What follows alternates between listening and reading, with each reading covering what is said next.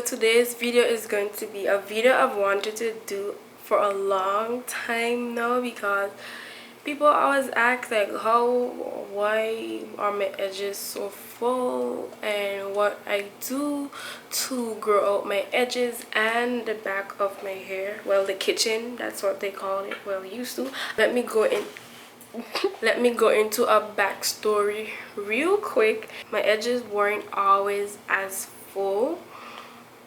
Couple years back, like if you go to one of my first videos, I have a picture where I showed you guys that I cut off my edges. It was so thin and my hair was so damaged. I didn't like how my hair looked when I put it in a ponytail, so I never used to do ponytails. My hair would always frizz up and some of my hair in the front could never reach the back. It was I struggled. Okay guys, so I would say one of the most bizarre things that I did when it came to my edges was to just cut it all off. I would never advise anyone to do it, but that was when I was going through a time that I really didn't care how I looked at that point, because I knew somehow sometime my glow up would come. It hasn't come yet. But so first of all, before we get into any tips, genetics plays a role in your hair makeup, your hair follicles, which part of your hair does a certain thing, the type of hair you have, the type of texture you have, how long your hair grows, how long your hair can grow. Genetics plays a role in that. So if you notice all down your bloodline, everyone has thin edges, or a specific spot is usually thin or not as full, it could be genetics. But if it's not genetics, then if you have been treating your edges really badly, the tips that I'm gonna give now should work for you. As you know, I love buns. I do buns a lot. Recently I haven't been doing much buns. I've been wearing my hair more out than usual, which is, I guess, something good, because I usually don't like my hair all over me. I know it's weird, right? You have long hair and then you just don't care for it. Well, it's not that I don't care, but off topic, right back onto the topic. Ponytails. I know a lot of us love ponytails, but this is my tips when it comes to ponytails with your edges. First of all, you don't want to have your ponytail too tight. And if you do have your ponytail in tight for like a night where you wanted a slick style, you really want it to be snatched, it's fine, go ahead. But I won't ever advise you to sleep with a tight ponytail. When you sleep, you twist and turn and you're continuously pulling. Your hair is continuously pulling, and especially when you have the ponytail in your hair, like I'll show you an example. If I were to sleep and I'm always turning, this is what's gonna happen. Eventually, all the pressure you've put on your hair, or all the tension that is on your scalp or your hair, will cause your hair to thin out or just rip out, especially if it's really tight. So that would be, I don't advise you to ever sleep with your ponytails in, especially if they're really tight. I usually sleep in a very loose pineapple ponytail, and that's about it. So if you're a person who likes to wear your hair in buns a lot throughout the day, I would advise you to change the placement of your ponytail holders every time you do a bun. So for instance, if I do a lot of high buns and I have my bun in this position, a very high position today, tomorrow I might change that position down a little bit, or make it into a low ponytail or a middle ponytail. Like, I always change the placements of my ponytail. I never keep putting my hair in the same position and placement of my ponytails all the time, because constant tension on that same specific spot can cause thinning, hair loss. It's just a lot of pressure on that one spot.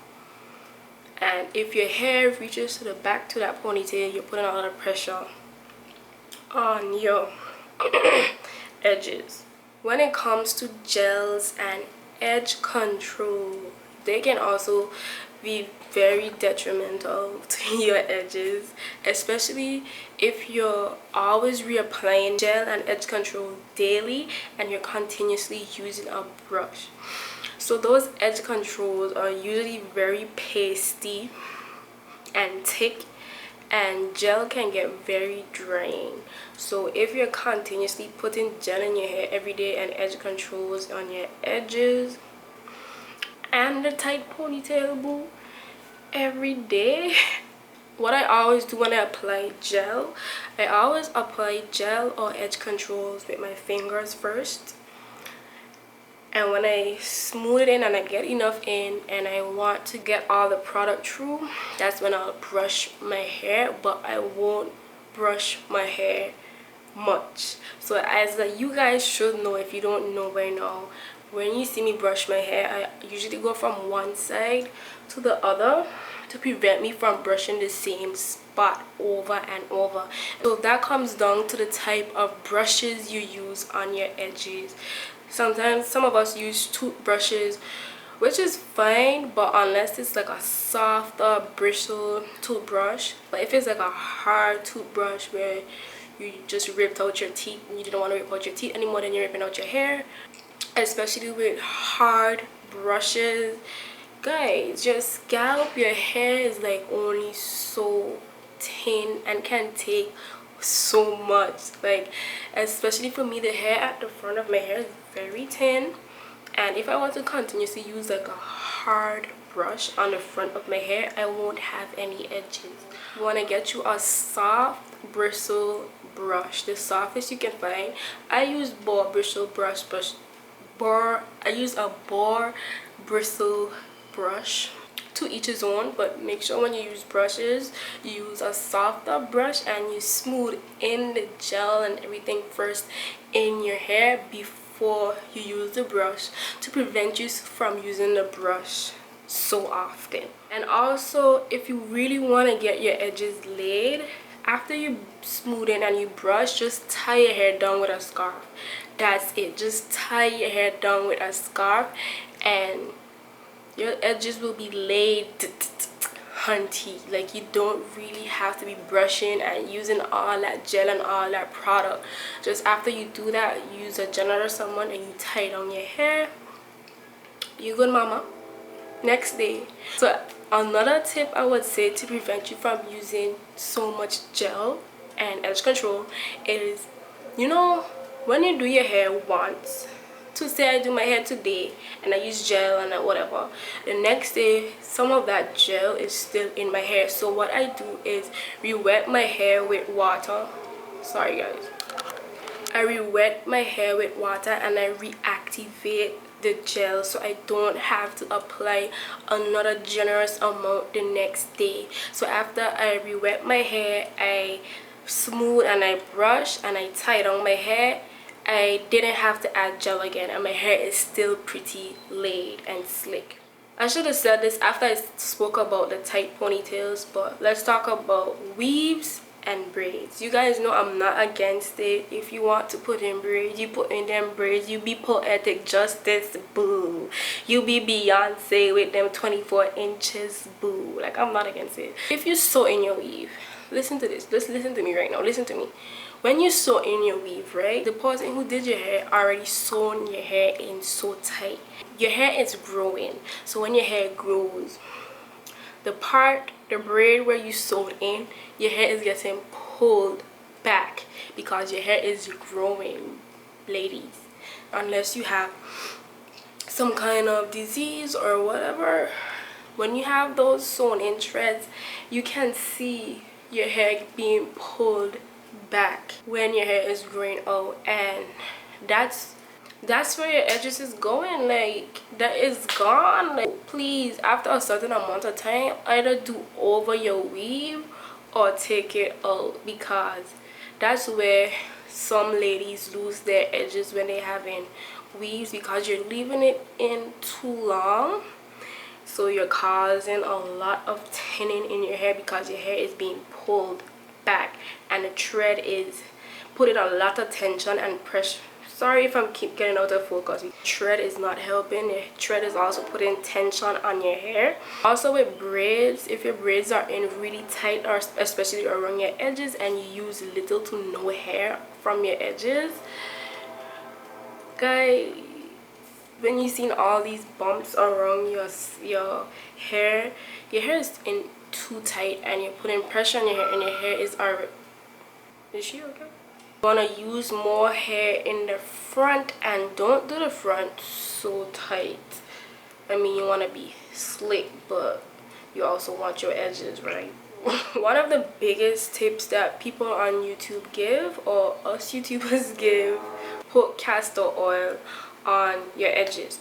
Castor oil doesn't just make all the hairs on your head. Sorry for all the noise, guys. Castor oil won't miraculously, you know, I always fly over my words because I speak so fast sometimes, make your hair thicker at one time. Like, hair that's gonna come out your scalp is gonna grow back way more thicker and stronger. So what you can do is massage like an oil on your scalp to get the circulation your scalp, especially around your edges. So I would suggest you massage your scalp, especially at your bald spots. Massage an oil in your scalp just to get the circulation and the blood flowing back in that area of your hair. Yeah, that's all my tips, and as you can see, most of my tips have to do with your hair practices and what you do with your hair, because I mean, we are the cause of what happens most times. I usually don't ever put in a tight ponytail. Nothing is never too tight with my hair. And I think that's one of the reasons why my edges are so full and thick. Once my hair is in too tight and I start to feel a headache coming on, nope, it's out. Nope, out. Never in too long, because I just cannot deal. Like, beauty is pain, but certain pains I cannot take. So, and that's one of them. I don't have no miracle hair product for you guys. Just take care of your edges. Like, pay attention to what you do. Try some of the tips that I mentioned and some of the stuff that I do to prevent my edges from thinning and prevent me from having no edges, and you'll be fine. So thank you guys for watching. I hope this was helpful. As you can see, I had a lot to say and I'm very passionate right now, and I'm about to go and I'm about to say bye right now. So bye.